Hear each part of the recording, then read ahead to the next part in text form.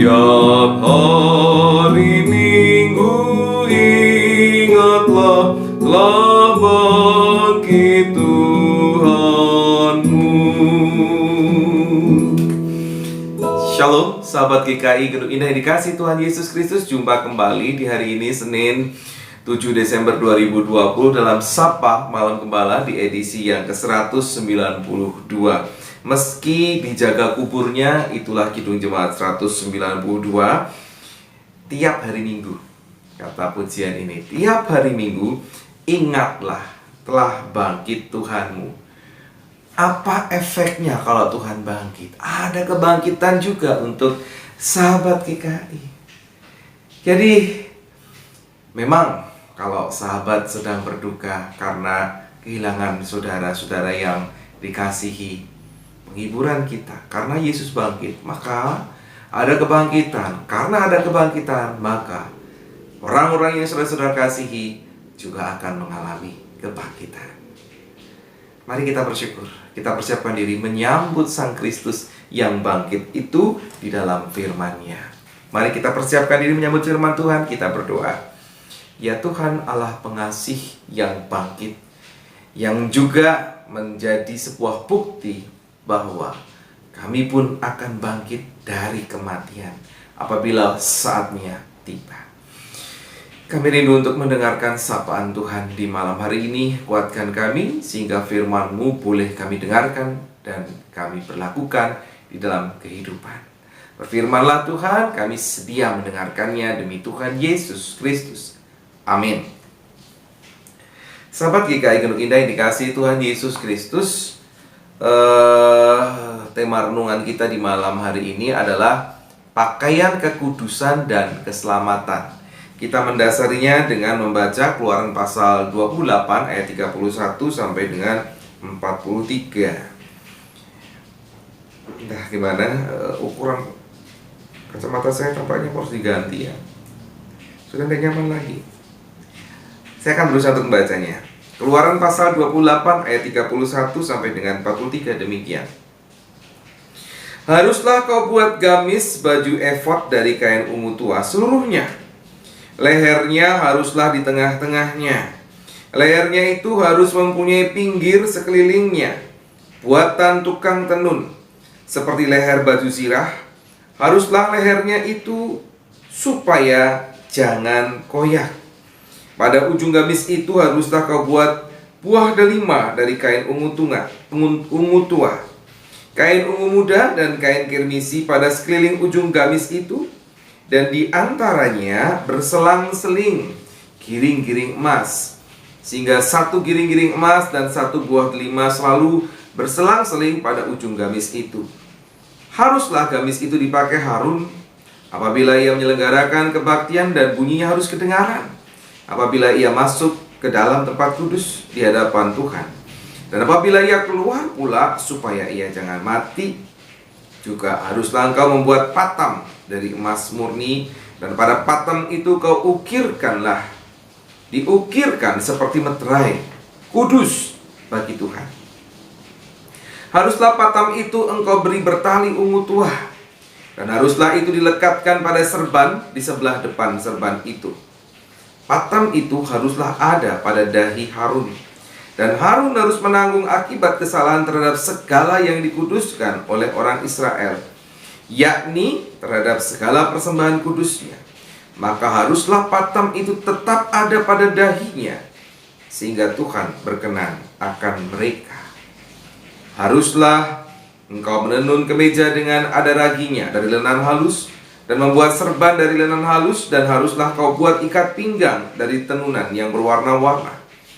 Juga bagi anak-anak Harun haruslah kau buat kemeja-kemeja, dan haruslah kau buat ikat-ikat pinggang bagi mereka, dan destar-destar haruslah kau buat bagi mereka untuk menjadi perhiasan kemuliaan. Maka semuanya itu haruslah kau kenakan kepada abangmu Harun bersama-sama dengan anak-anaknya. Kemudian engkau harus mengurapi, mentahbiskan dan menguduskan mereka, sehingga mereka dapat memegang jabatan imam bagiku. Buatlah celana-celana lenan bagi mereka untuk menutupi daging auratnya.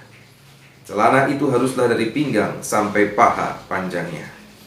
Harun dan anak-anaknya haruslah memakainya apabila mereka masuk ke dalam kemah pertemuan dan apabila mereka datang ke mezbah untuk menyelenggarakan kebaktian di tempat kudus, supaya mereka jangan membawa kesalahan pada dirinya lalu mati. Itulah suatu ketetapan untuk selama-lamanya baginya dan bagi keturunannya. Demikianlah firman Tuhan. Yang berbahagialah mereka yang setia mendengarkan firman Tuhan dan yang memeliharanya di dalam kehidupan hari lepas hari. Haleluya. Sahabat GKI Gedung Indah yang dikasihi Tuhan Yesus Kristus, satu minggu ini kita akan bicara terkait penapisan imam. Nah, kita bicara tentang pakaian imam. Pakaian imam itu dibuat secara khusus sebagai petunjuk yang diberikan Tuhan. Mengapa begitu khusus? Karena merekalah yang menjadi perantara antara umat dengan Tuhan, sehingga mereka harus mengalami pengudusan, termasuk melalui pakaian mereka. Kudus itu terkait dengan khusus, ya. Karena begitu berharganya maka harus khusus, dipisahkan daripada yang lain. Itu sebetulnya makna dari kudus. Dan kalau ada petunjuk yang tidak dilakukan dengan benar, maka mereka akan tidak layak.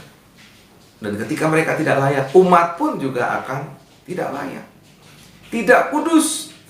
Dan akhirnya para imam yang bertugas ini bisa saja mengalami kematian ketika bertugas, tapi ada sesuatu yang meleset dari petunjuk yang diberikan oleh Tuhan.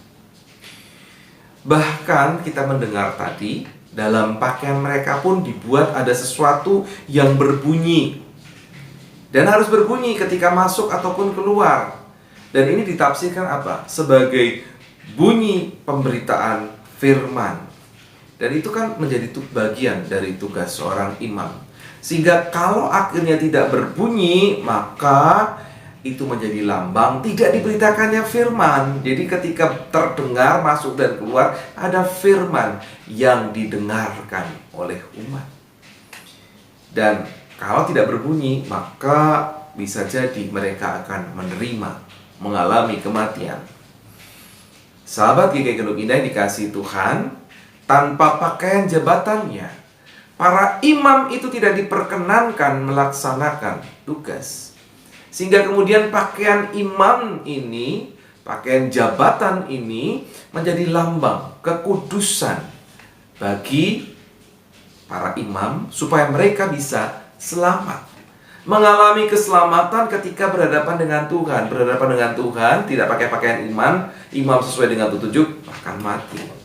Tapi pakaian jabatan dipergunakan, mereka akan selamat. Jadi orangnya ini tanpa lambang jabatan imam, mereka akan mati. Jadi pakaiannya itu penting. Nah, apa maknanya bagi kita? Nah, sahabat GKI Gedung Indah yang dikasihi Tuhan, meskipun Tuhan tidak memandang rupa, Tuhan tidak memandang sandangan kita, tapi di masa lampau ada unggah-ungguh yang harus diterapkan, termasuk dalam berpakaian. Apalagi ketika menghadap Tuhan, apalagi ini imam. Nah, meskipun sahabat GKI Gedung Indah bukan imam yang sesungguhnya, punya jabatan Raja Nabi Imam, tapi bukan imam seperti di Perjanjian Lama yang kita baca ini, seharusnya saya dan sahabat GKI Gedung Indah menerapkan unggah-ungguh itu secara benar. Baik berupa apa? Sandangan, ya, sandangan kita, pakaian kita, maupun melalui tutur kata kita dan sikap kita pada saat kapanpun, terlebih ketika kita menghadap Tuhan. Jadi menghadap Tuhan, sungguh-sungguh persiapkanlah diri dengan baik. Di masa lampau, kalau tidak baik, bisa tidak selamat. Kita punya Tuhan Yesus yang tidak lagi memikirkan itu, tetapi alangkah lebih baiknya kalau kita tetap memperhatikan pakaian kita, tutur kata kita, sikap kita, terlebih ketika kita datang kepada Tuhan.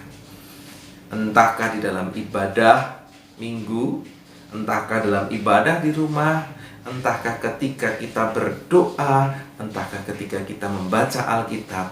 Siapkanlah diri kita dengan baik, dengan pakaian yang baik, dengan tutur kata yang baik, dengan sikap yang baik.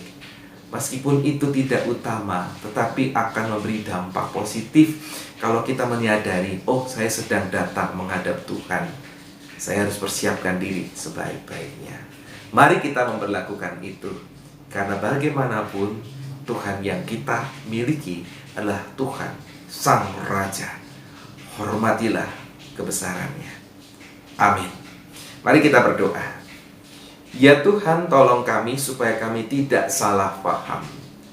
Sikap doa ataupun atribut-atribut dalam doa memang bukanlah yang utama. Yang utama adalah sikap hati kami. Tetapi sikap hati kami juga itu ditunjukkan dari persiapan kami. Bagaimana sikap berdoa, bagaimana cara kami berdoa, merendahkan diri di hadapan-Mu atau tidak, menghormati Engkau atau tidak, bagaimana pakaian kami, bagaimana sikap kami. Segala sesuatu kami harus punya kesadaran. Engkau tanamkan kesadaran bahwa kami datang memang kepada sahabat, memang kepada Bapa, tetapi kami juga datang kepada Raja yang Maha Kuasa. Biarlah kami belajar untuk memiliki sikap hormat di hadapan-Mu di dalam Tuhan Yesus Kristus. Amin. Mari sahabat GKI Gunung Indah yang dikasihi Tuhan, kita mengakhiri Sapa Malam Gembala pada malam hari ini. Kita menyanyikan kembali Kidung Jemaat 192, kali ini bait yang kedua, Meski Dijaga Kuburnya.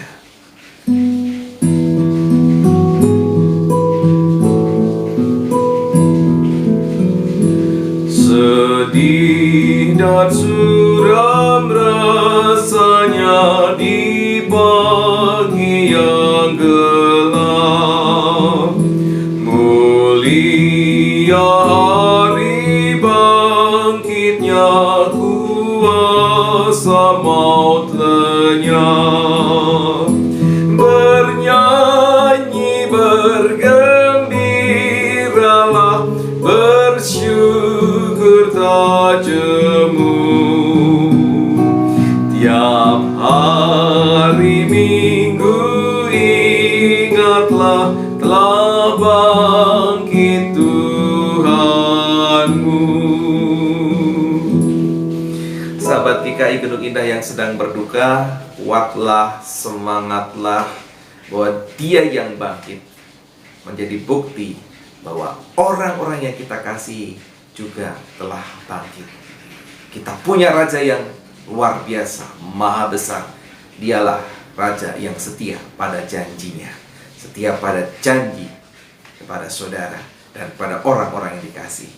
Sampai jumpa kembali sahabat GKI Gunung Indah di esok hari. Tuhan Yesus memberkati saudara. Amin.